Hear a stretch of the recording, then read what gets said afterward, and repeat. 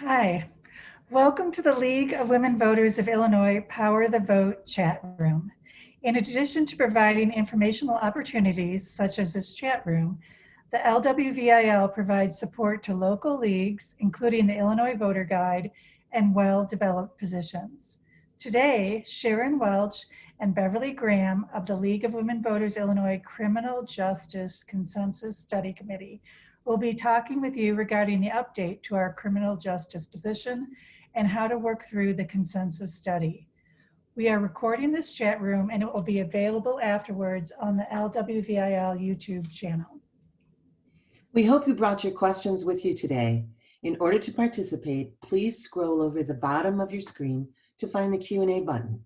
Click on it and type your questions into the window that pops up. The chat button has been disabled. Pam will be reading your questions to our hosts. We hope to get everyone's questions answered by 1 o'clock. I would like to now introduce Sharon Welch, a member of the LWVIL Criminal Justice Position Update Committee and member of the LWV of Chicago.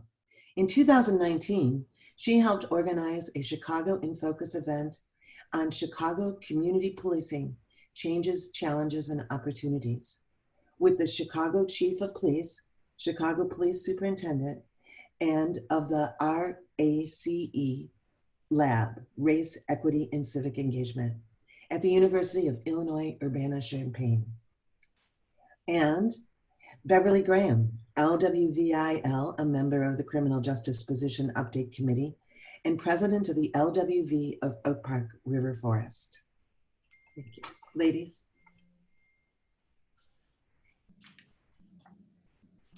The events of the summer illustrate why LWVIL must update its criminal justice position. A glaring omission in our position is any reference to policing. But in addition, in the years since the position was last updated, criminal justice reform efforts have revealed that our justice system is not only ineffective, but fundamentally unjust in many ways. And so we have endeavored to propose consensus questions which address the totality of the system through 14 sections which deal with impoverished communities, bias, gender issues, the need for data collection and transparency, criminal justice coordinating councils, policing, pretrial procedures, restorative justice, emerging adults, courtroom procedures and access, sentencing laws and procedures, incarceration and mandatory supervised release, post-incarceration, successful reentry, and funding. But today we're going to focus on these 5 sections: impoverished communities, bias, policing, pretrial procedures, and restorative justice. Before we get into the specifics, I want to go over with you the consensus process, both the logistics of it and then the substance. And one of the things I'd want to say that many of you might have done this before. I'm new to the league. I joined in January 2017, and this is my first one. And one of the things that I find so compelling about this process, as many of you know, is that for the league, for us to become advocates on particular issues, we have to do this kind of thorough study. And this is a process in which this group has prepared positions for you to evaluate, and you'll be evaluating them throughout this fall, and then coming to a consensus process. And the result of that process needs to be sent to us by January 31st. And in the consensus process, you'll be looking at the 14 issues, and we'll be asking you to say, well, do you agree with this? Or are you in consensus? Or there's no consensus, we don't agree. Or it's the sense that the group is mixed, so you can't say yes or no. We also want feedback. And again, we'll receive this by January 31st, and you send it to issues at League of Women Voters Illinois, LWVIL.org. Once we receive these at the end of January, this committee will process them, and from that, we will produce positions that then go to the board to look at in March. And then the board will decide what positions that come back to all of you. It will come back in April, at least 6 weeks before we have our annual meeting. And so they won't be voted on until you see the richness of what we've come up with in light of your input. And so the input, the kind of substance of the things that we'll be asking you to look at when you look at these 14 positions is, okay, 14 positions, it's a lot.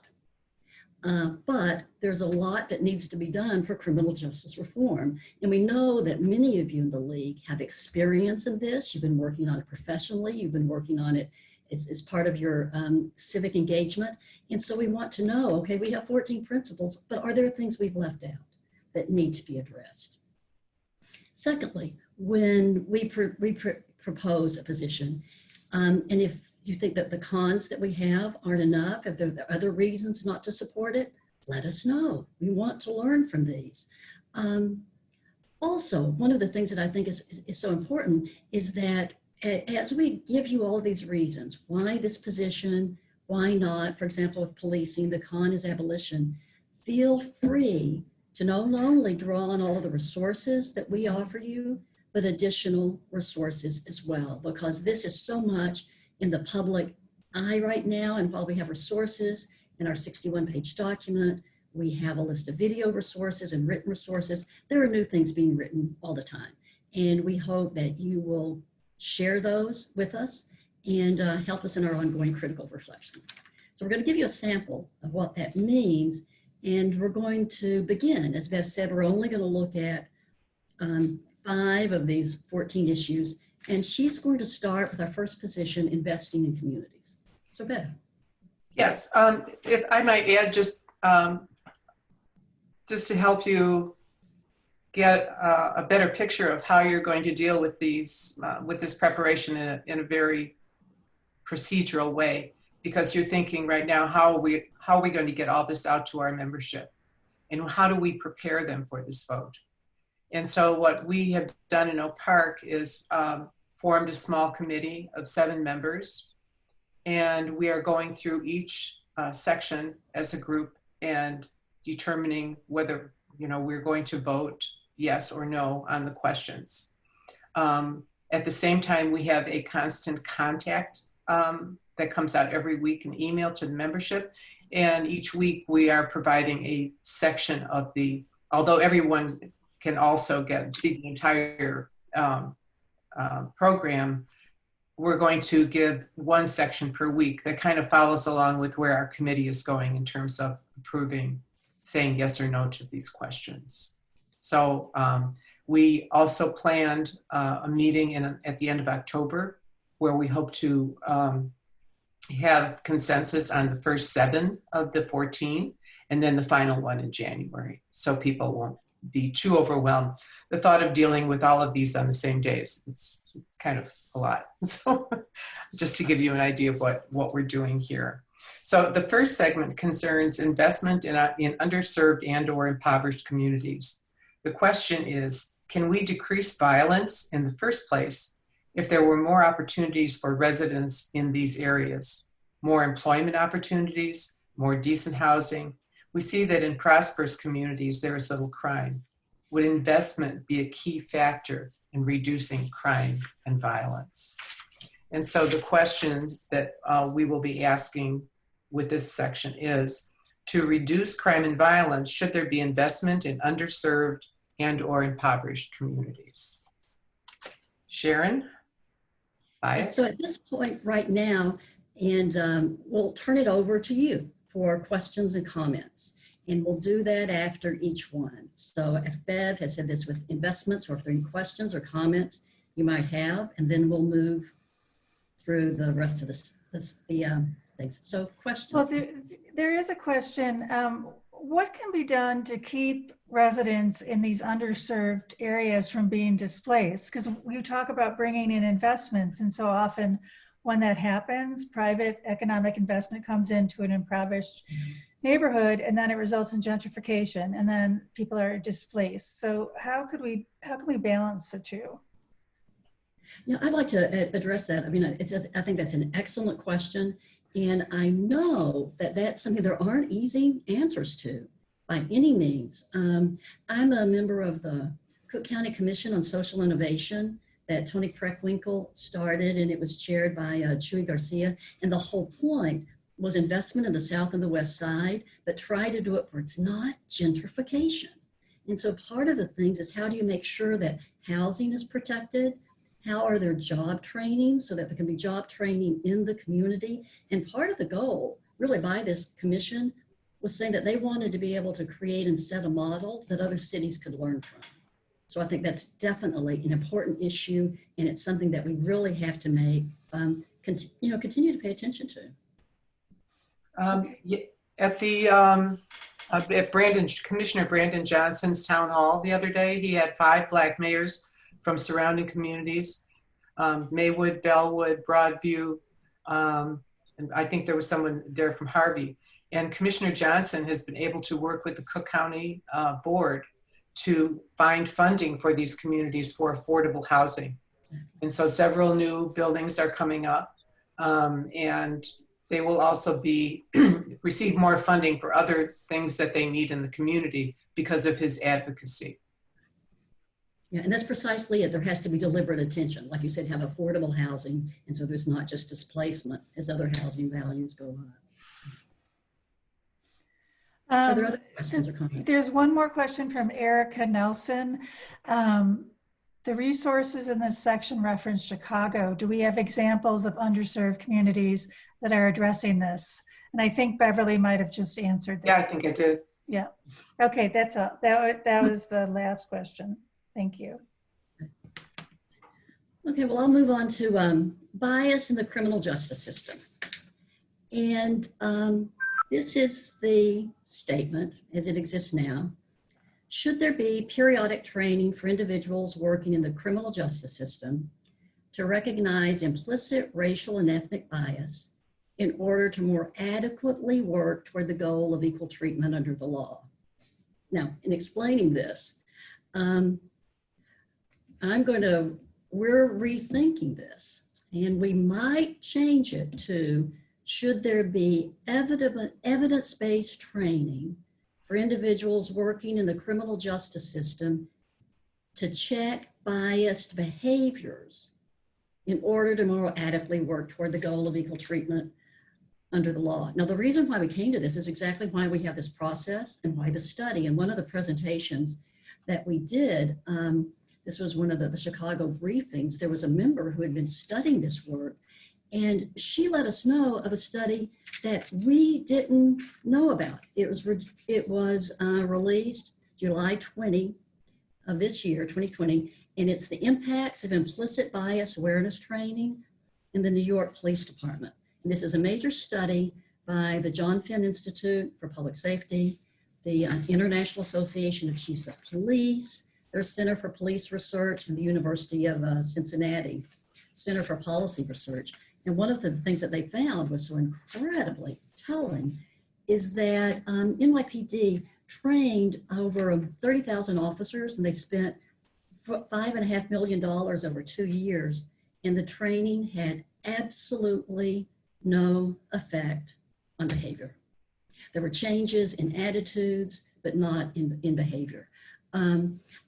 We've seen, in a sense, also the work of Jennifer Eberhardt, who is one of the people who consulted with, she's to the President's Task Force on Policing. She's an expert in bias. She's talked about she's not focusing on implicit bias anymore, that she's focusing on other forms of training that reduced bias behavior. And even, many of you may know this, the very term implicit bias is a particular term and a strategy that was created in the late 1990s by Greenwald and Bonacci. And Mazur and Bonacci, in an interview with NPR in September of this year, admitted that in general, she isn't aware of any evidence-based studies that show clearly how to use implicit bias training to actually reduce bias behavior.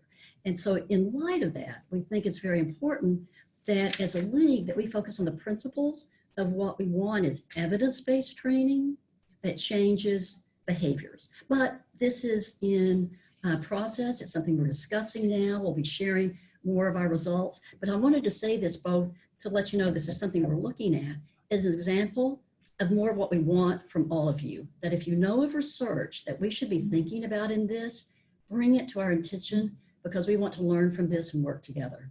So questions, comments? Bev, anything Well, I picked out first that you want to add? I think a question is, not to get off track, but implicit bias is a training that so many private corporations are undertaking right now, and local municipalities. People will say, we're going to do implicit bias, we're going to do implicit.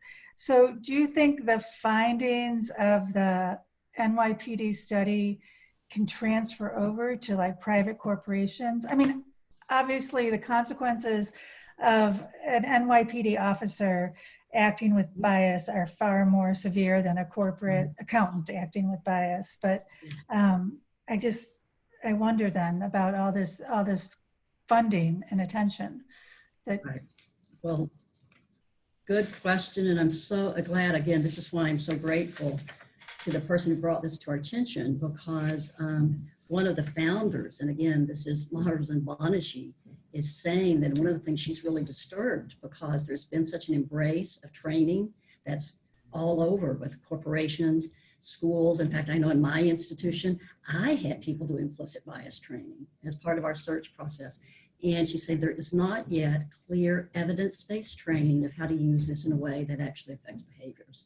And some of the things Jennifer Eberhard is saying in her work, that quite often what seems to lead to the change isn't so much the change in the bias training, but the change in how you look at things. For example, many of you may be aware of, they'll say that when you look at resumes, and if the resume appears to be coming from a white, straight man, as opposed to a person who's Black or Latinx, the same resume cover letter will be chosen if it appears to be a white male. And so they're saying that there are things that you can do to kind of check that kind of thing by having like identifying markers removed. But the focus seems to be focusing now more on behaviors rather than policy, but definitely stay tuned. I think we're going to see a lot more of this in the news in the years to come, in the months to come. Okay, that was the last question in that area. Okay, so Bev. Oh no, it's next. I'm sorry, I'm doing policing. Policing. All right, so policing has, now this is big. It's got 7 sections. And what we're talking about here with policing is really reimagining public safety. And in the sections that we have, the 7th one builds on the work of the Vera Institute of Justice in 2019. And this is a think tank in New Orleans that is really looking how to stop mass incarceration. And one of the things that they're focusing on is these are the kind of things that are required to focus how the role of policing in stopping mass incarceration. So these are the kind of things that are included in our position. Identifying, promoting, invest in alternatives to enforcement that don't include the criminal justice system. So looking at the root causes of crime, of working with community-based agencies. Re-injuring the 911 system, where you differentiate calls that don't require police, that it's better to have non-emergency health services, human services, and social services. Another thing is expanding alternatives to arrest and creating structural incentives for police to use alternatives and stop rewarding officers for arrests, citations, and stops. Now, our other 6 sections build on the 2015 Presidential Task Force on 21st Century Policing. And what's really key in this task force is there are 6 pillars, and the goal is twofold. It's how do we move from there's a paradigm shift from a warrior mindset to a guardian mindset. So paradigm shift. And then the second thing that's really important are the specific policies that are required to make that happen, to move from seeing the police as warriors to the police as guardian. And within this, there are over 90 specific recommendations.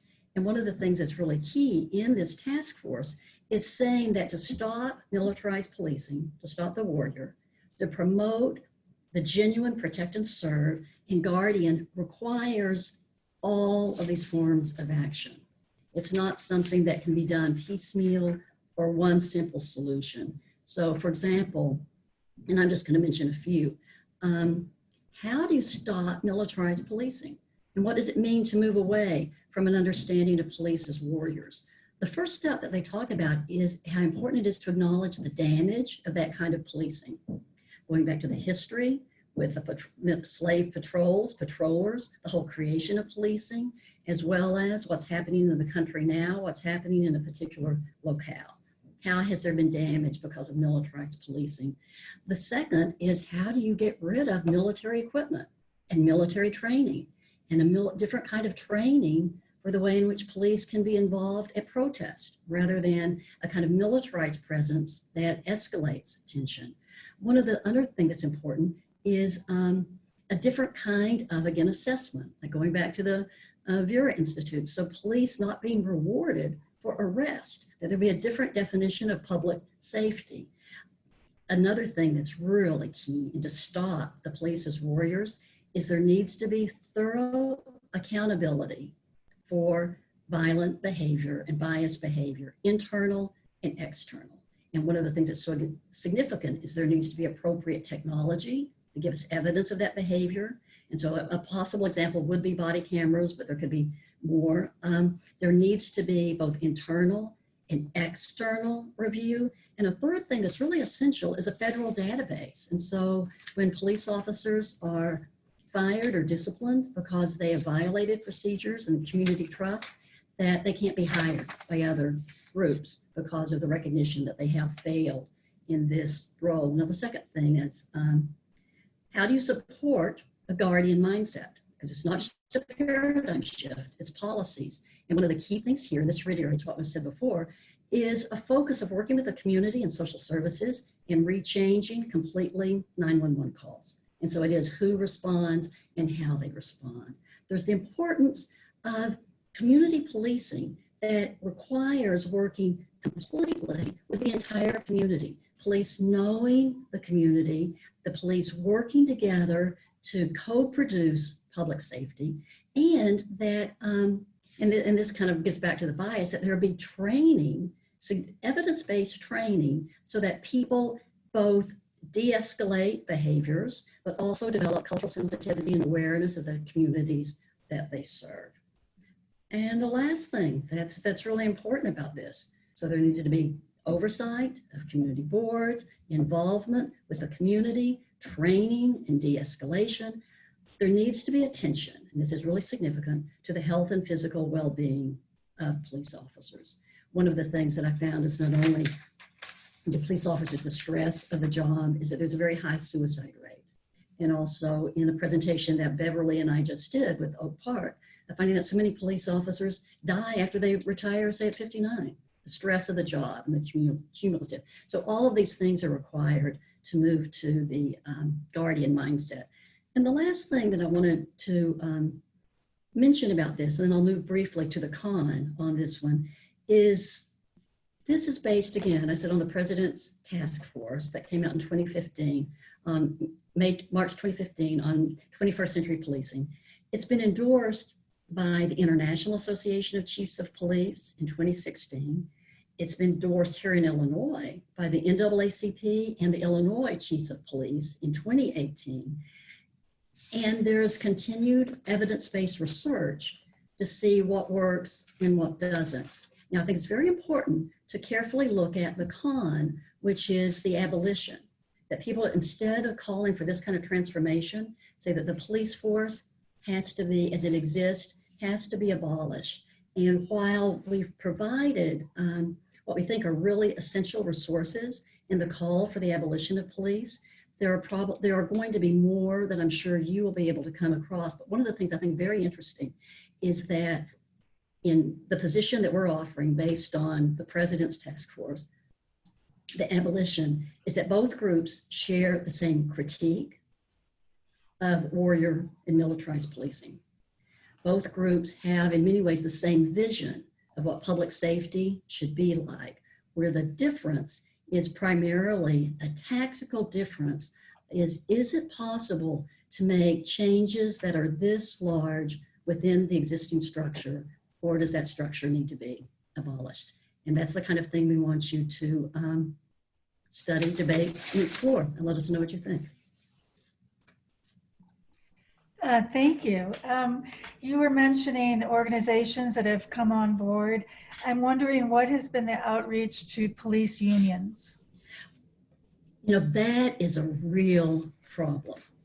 And one of the things that in the groups that are going on now is that we've found out, for example, in is that quite often police unions highly resist this because of especially the external and internal review, and they think it goes against police bills of rights. And I am not yet aware, and I could be wrong if someone knows this, of any police union that's endorsed this, while there have been chiefs of police who have. Is the league making any outreach to police unions when they're working through this, or? Not yet, but we could if this became our policy. Okay. Here's a question. How would hiring practices change with the paradigm switch from warrior to guardians?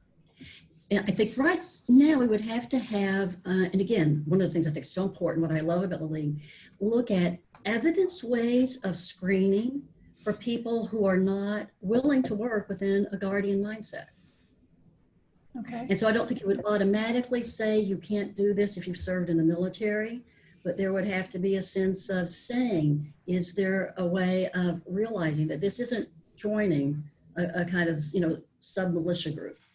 This is being involved in a kind of community policing, working with. And so there does need to be screening. And in the work that I've done with Helen Neville, who is the head of the race lab at the University of Illinois Urbana-Champaign, and also Al Gerhardtstein, who's based in Cincinnati and is working with police forces. And that's one of the things that they're really looking for right now, is how to find evidence ways of screening police officers. And they don't have those yet, but we need them.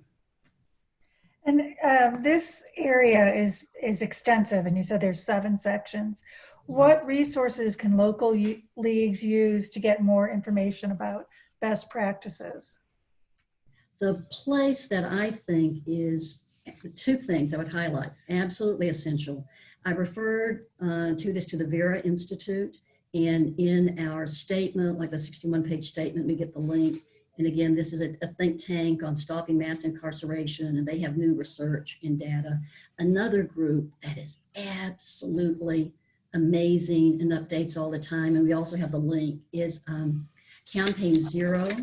And this is led by 3 30-year-old activists, and they draw on the President's Task Force. They look at research organizations of all sorts, as well as community activists and demands, and they're giving ongoing studies of what's involved. So for example, they have current reports on police use of force policy reviews. And just the thing that you're talking about, unions, they've got a series of reports of police union contracts and police bills of rights and how to engage those. They talk about how do you track body camera implementation in a way that it works. And for example, they have one thing on, they look at specific solutions. So like on demilitarization, they've got 10 different studies showing how militarized policing, what it leads to in deaths. They're looking at best practices and models to stop militarization, and also studies on the particular challenges in reversing militarized policing. So again, Campaign Zero, I saw a presentation several weeks ago in which President Obama and Eric Holder were with them, and they're doing the ongoing research that answers just that question, Pam. Thank you. The study you mentioned, the Presidential Task Force, it was dated 2015. Has there been, has it all been picked up by the current administration, or is it dropped? It's being dropped and being deliberately ignored. And we tried to, and again, the emphasis has been increasing militarization rather than decreasing. Okay, all right, thank you. Bev, I think Any we're more ready. questions on policing? No more questions on policing. I think we're ready for pretrial procedures. Yes. Our seventh segment concerns pretrial procedures. A burning issue right now is, should cash bail be abolished? The critical distinction regarding those detained in jail is that people have not been convicted of any crime as yet. When is it proper to detain them? We call for part of the current position to be deleted because it is out of date, because of its out of date language, and makes a reference to bail bondsmen, which we don't have anymore in Illinois. One of our questions concerns the abolition of cash bail. The other questions deal with the propriety of curtailing the freedom of defendants. So the questions for this section, and there are several: should cash bail be abolished? Should defendants be in jail only if they are a risk, flight risk or a danger to society? Should risk assessments be transparent and designed to exclude weights that may be prejudicial against certain populations? Should electronic monitoring be used rarely for offenders prior to trial and sentencing? Must the bond court judge review the public safety assessment that is the basis of determination as to an individual's release? And should pretrial service providers remind defendants of court appearances? Should an attorney or public defender be present for all defendants at hearings? Now, this is a really hot issue right now, especially the part about cash bail being abolished. And currently in Cook County Jail, because of the number of cases that are backlogged due to the COVID situation, there are people who have been in detention longer than they would have been had they had a child been found guilty and sentenced. And the backlog is really huge. So there are people who are pushing to get this handled, and Justice Ann Burke has been aware of what is happening and is going on to do it. So one of the cons is, should there be a presumption of detention for violent crimes? The court system relies on cash bail to provide services to victims. Cash bail makes the defendant more likely to remember to show up for court appearances. Victims of crime would be endangered.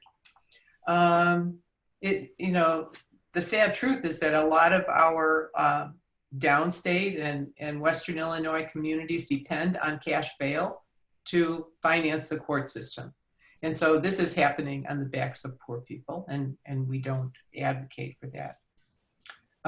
Should defendants be retained in jail only if they are a flight risk or a danger to community? True, but there are people who can afford to post bail who are a danger to the community and have gone out and committed more crimes because they happen to either have the money to bond themselves out, or their group or gang has bailed them out. And so cash bail is not something that really, and also does not encourage people to come to court dates, because the truth is they never get that money back anyway. If the attitude of the court is that this person can afford to post bond, they can afford an attorney. And so if you don't have an attorney, one will be assigned for you. And there are attorneys that are sent from law firms to come to pick up bond slips just because they can. And so individuals really are given no choice. If they don't post bond or they're really released on their own recognizance, then a public defender is appointed for them. So should risk assessments be transparent and designed to exclude waste that may be prejudicial against certain populations? Research shows that the use of pretrial detention does not increase the likelihood of recidivism in certain populations, and in some instances may increase the likelihood. Other research has found that for low-risk defendants, days spent in pretrial detention was associated actually with significant increases for committing new crimes. There is an article in the Illinois Bail Reform Act that supports the use of least restrictive conditions based on an individual's risk of pretrial rather than the financial ability to secure from custody. And the con is that risk assessments must consider those disadvantaged communities to be a higher flight risk to the community. The next question, should electronic monitoring be used rarely for offenders prior to trial and sentencing? Electronic monitoring is something that is being used a lot in Cook County right now. As people are being released on their own recognizance, rather than keeping them in jail, the court feels comfortable with electronic monitoring because if the person were to commit another crime while they were released, the last thing that a judge wants to hear is that the person that they released actually was rearrested. And so the Sheriff's Department has control of the electronic monitoring devices, and they're put in people's homes, a little box and something on their leg. And so that if they step out of the house, the alarm goes off. In certain instances, you know, if they live in a bigger house, the alarm will go off if they're downstairs doing the laundry. And they can't walk their children to school. They can't go to the store. If they want to go to the doctor, they have to have permission, and they have to call in for it and have to wait long periods of time to get permission to leave, and even then. And while this is happening, the police, and the sheriff's police can actually enter the person's home at any time without a warrant. So they lose the right to that. At a meeting I was at this week, there was a discussion about the Sheriff's Department having a GPS monitor with the ankle shackle, and when people call them bracelets, that they aren't really bracelets, they're shackles, that would be able to listen in on the person's conversation anytime they wanted. It's equipped with a microphone. You can follow them into the bathroom. So a lot of people feel that electronic monitoring is quote unquote better than jail, but it is highly restrictive, and these individuals are, you know, they have this hanging over their head that at any time they could be sent back to jail. Must the bond court review the public safety assessment? Yes, that's why it's done, to give that judge the information about it. And should they be reminded of court dates? Of course, everybody gets reminded for doctors and dentist appointments. Why shouldn't they get reminded of court dates? And individuals, in fact, now are getting texts to remind them of their court date, and it seems to be effective. The con is it's the defendant's own responsibility to remember court dates. People with little or low financial situations have difficulty sometimes getting to court. They don't have a car, they have to get the bus, they have to have childcare. So it is very helpful for them to have these reminders. Should an attorney or public defender be present for all defendants at all hearings? The con is, by law, attorneys are provided to defendants who can't afford to hire one, but to require the attorney to be present at all hearings represents an undue burden on courts, especially in rural areas. In rural areas, public defenders sometimes have to share jurisdictions and go from one to the other, but it would be easy enough for the court date to be scheduled on a date that they know that the public defender is going to be there. And I will now take questions. Yes. How frequently are these electronic devices used in Illinois, and does it vary by county? I imagine it does vary by county, and I don't have those statistics, but in Cook County, it's used increasingly. Increasingly. And are they effective? I mean, it sounds like there's privacy issues, but is there data showing that electronic device monitoring is effective? No, there is no data to show that. In terms of what though? Are you saying that, is it effective in terms of keeping the community safer? Yes, yes. Okay. That. The only instance where I could think where it may be effective are the only cases that the sheriff is not going to use it, which is domestic violence. Okay. So I have a question on bail. Is bail legislated by the legislature, or is it up to the judge? Who determines bail? The judge determines, and they're supposed to ask the defendant, how much can you afford to pay? And I was actually in court at a bond court hearing when the judge, asked the person that, can you afford $100? So yeah, they are supposed to do that. One of your questions was about attorney representation and how in some rural areas that can be difficult. Now with so much of court business being transacted via Zoom, does this issue go away or is it alleviated a bit? I don't know about, because other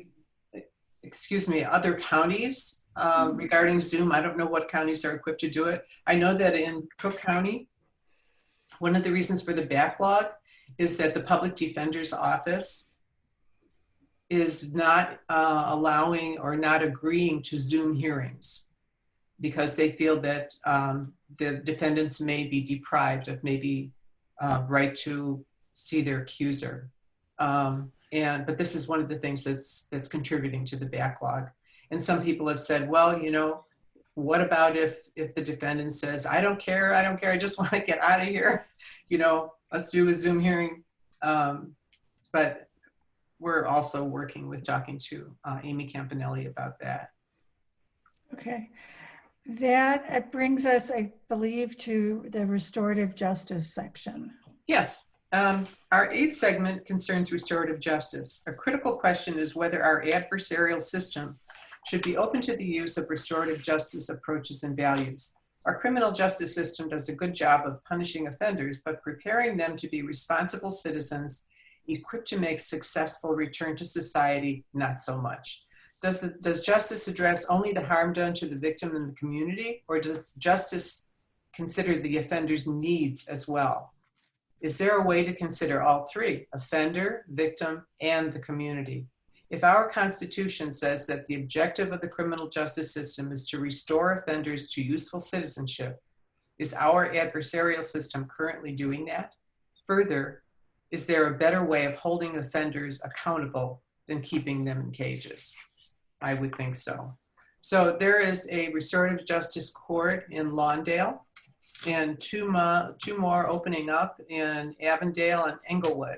I visited the restorative justice court, and there are some questions that people may have are, gee, you know, maybe the victim would feel uncomfortable, but the victim must agree in order for that case to be considered. The state's attorney's office determines which cases will be eligible for this, and it's usually based on the victim's age. They look for younger people who, you know, they could probably benefit from doing this. And also, of course, what the offense is. So everybody has to agree to it. And then they can attach certain conditions to it, such as alcohol, drug treatment, perhaps domestic violence treatment, although that probably isn't a consideration. Restitution, maybe contribute something back to the community by cleaning up a park or, you know, any number of things. But in these restorative justice courts, there are all kinds of community members from community organizations, churches, people who have worked with victims. And they have a peace circle and people sit around it. A lot of groups visit the restorative justice courts. When I was there, there was a group from Sacred Heart High School. Girls came and they talked about, they just found ways of communicating with each other, break down barriers so that people can have better communication. But the whole point of this is so that it's actually twofold. One, so that the offender can really understand the harm that they have caused to the victim. And the second is so that they won't have a record. If they aren't in the criminal justice system yet, and they can avoid that, it's huge. I'm in favor of restorative justice courts, and they are actually using this process in high schools. Yeah, in our local high school, there's a peer jury process. Mhm. Is that a subset of restorative justice, or? Well, peer juries are they are a little bit different, but they do restorative justice in the high school that I teach at sometimes, and I haven't followed up with them, but I think that it's more effective than just suspending somebody from school. The impact is what we're looking at here. If the victim doesn't want to sit across the table from the offender, is there an alternative to the round table setup? No. The victim must agree to this. And if the victim doesn't agree to it, stop the table. Okay, all right. I am not seeing any more questions coming in on restorative justice. So I think we're opening it up to questions on other positions and other matters related to the entire criminal justice reform process. Hi, we do have one question from Steph, and she's wondering, what's the appetite among the current state legislature to make these changes? Either Beverly or Sharon? There's a Black Caucus right now in Springfield, and they're working on criminal justice reform, as well as several other items like economic issues, finding funding for underserved communities. And in fact, someone reached out to me in terms of restorative justice in particular, that the Black Caucus is working on this as well as with other groups. And this was primarily, it was a Catholic group working on it.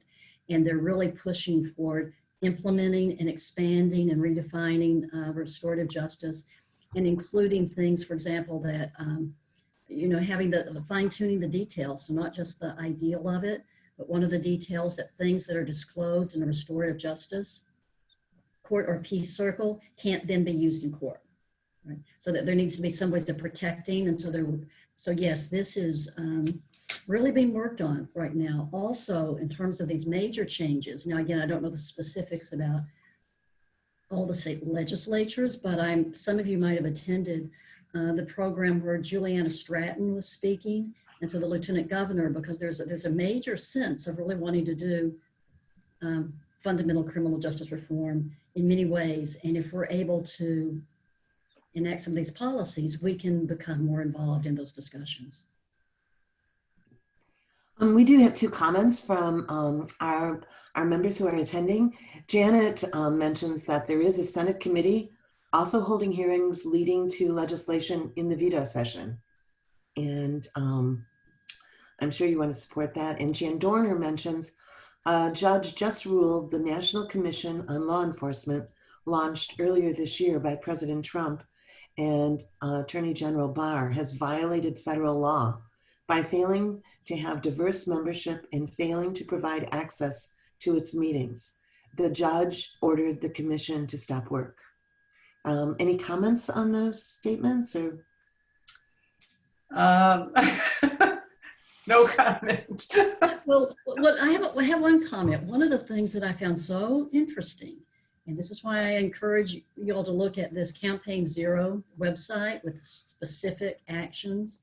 And one of the things that they have in there is realizing, since not only do we have people at the federal level trying to go against these procedures and undoing what's in place, much less creating something new, there's a real focus of saying how much of this is actually done at the local level. And there's a place of getting mayors to sign onto these issues of reform. And so it's not just the state legislature. And one of the things that'd be interesting to do is to look at this and see if your mayor has signed yet. And that there are ways we can be involved at the local area and helping lead to some of these fundamental changes. that's great.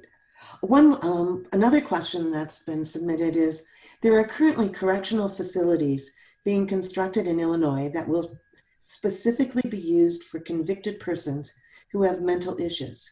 Who should decide who is sent to those facilities? Yes. I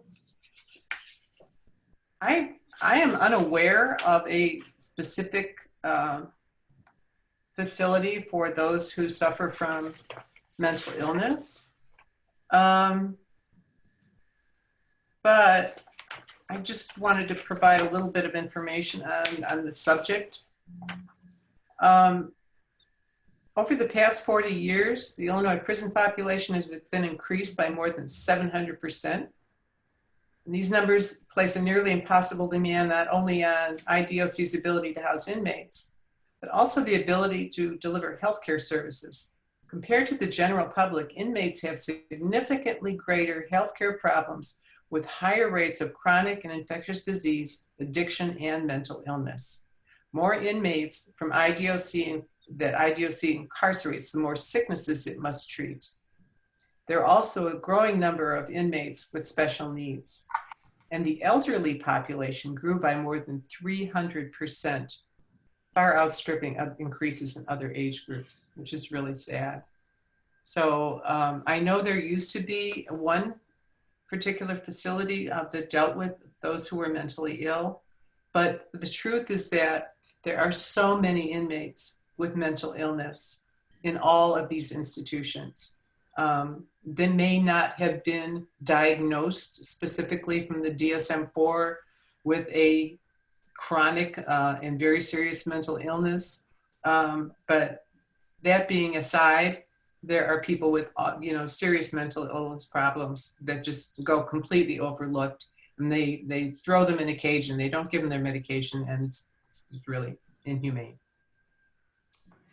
One quick housekeeping question.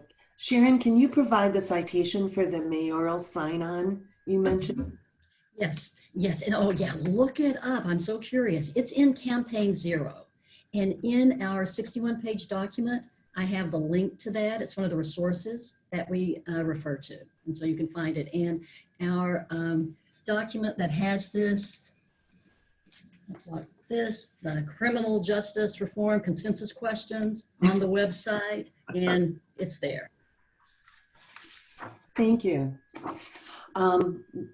Question from one of our members on the call is, LWVIL supports sufficient number of well-paid and well-trained judges. The circuit court judges are elected by the public, and the public has little information on them to make a well-informed decision. And then the circuit court judges pick the associate judges. Is there any form of checks on our judges being well-trained? Yes. Chicago Appleseed evaluates judges in depth, and they provide this information online. If you just want to find out whether or not a judge is not recommended or highly recommended, there's a website, voteforjudges.com. And you can go there just to get an overview of how this judge was rated. The only way, and I'm really sorry to say this, but it's very difficult to have a judge removed from the bench, even if they are not, supported in the re-election. But it has happened, and I would encourage everyone before they go to the polls to look for this information and go in there with your list. If you have your ballot by mail, you have plenty of time. You can sit in front of the computer and vote yes or no to retain certain judges. But the ones that are appointed must be, even though they might be on the bench initially, must be, elected or, re-elected at some point.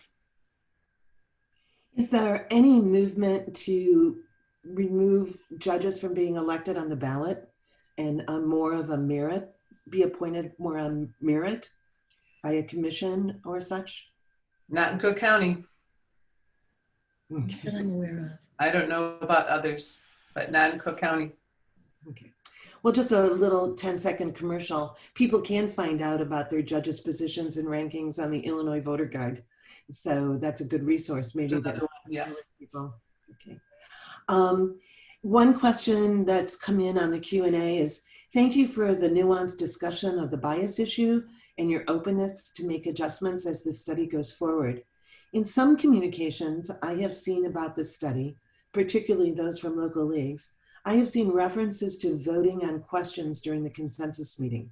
Just a reminder that there is no voting during a consensus meeting, correct? Right, it's a consensus process, yes. And the time when there'll actually be a vote is when it's all presented at our annual meeting in June. And so what it is, it's consensus, no, or not consensus, no consensus, it's divide, but it's not, you don't keep the numbers. But the smaller groups answer all the questions, and then we will let our entire membership know how this group voted, and then they will vote ultimately in January. But I don't know that that doesn't actually make it happen. I mean, it has to go to the state convention next June. And then the entire membership of the state has to vote on it to approve these things. Great. Well, we have one last question for you. Should the LWVIL recognize both private and public correctional centers? Do both need to follow national professional standards referenced in the LWVIL position in services provided and cost per inmate? There are no for-profit prisons in Illinois. And because we support humane treatment of inmates, for-profit prisons exist to make money.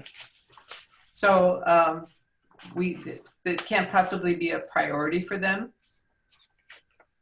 And they have been shown in other states to be really uncaring about their staff and worse. So I don't have the reference information at my fingertips, but for-profit prisons are not really good places to be if you're in jail. Not that the others are, but. Well, thank you, Sharon and Beverly, and the whole Criminal Justice Committee for your expertise and your hard work on preparing this for league review. If people would like to reach you for more information or further details, can you suggest the best way for them to reach you? Personally? Either by email, yes. Okay, so the email would be issues@lwvil.org for any further information or questions. On behalf of the Power of the Vote Committee, I'd like to thank everyone for attending today and hope that you all have a wonderful day. Thank you. Thanks.